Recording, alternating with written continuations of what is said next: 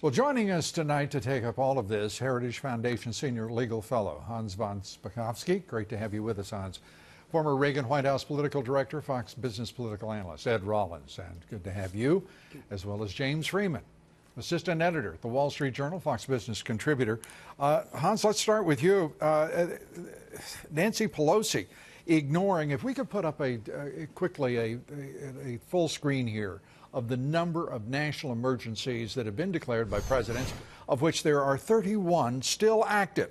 By the way, as Nancy Pelosi talked about for the base, the Democratic base, that they'll find out what they can do with emergencies, they weren't paying attention when President Obama himself declared 12 such national emergencies. The national emergency is clearly within the power of the President of the United States.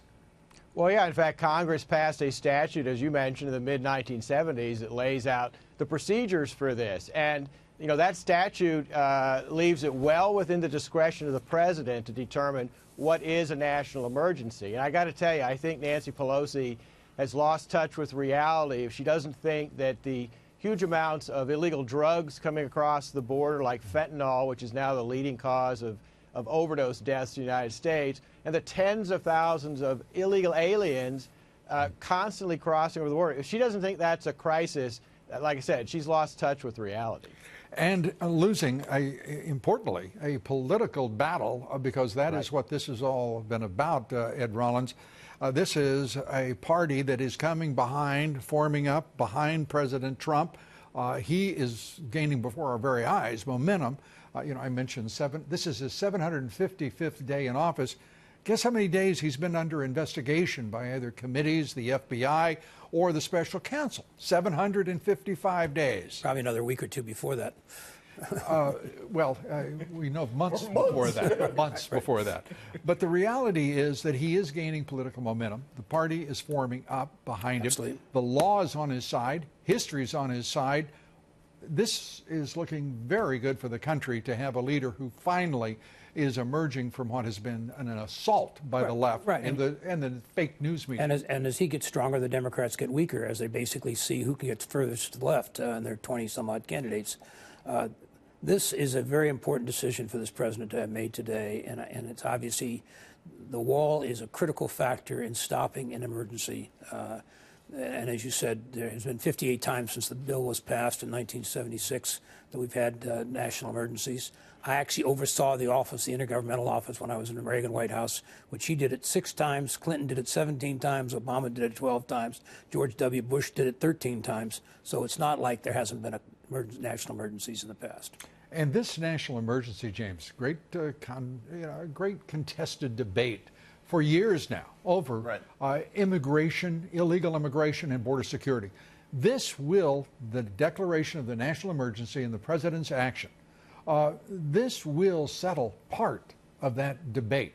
That is, that there will be border security. It's I think, it's just breathtaking to many that there would be a debate about a superpower, any nation, that would not be automatically defending its borders.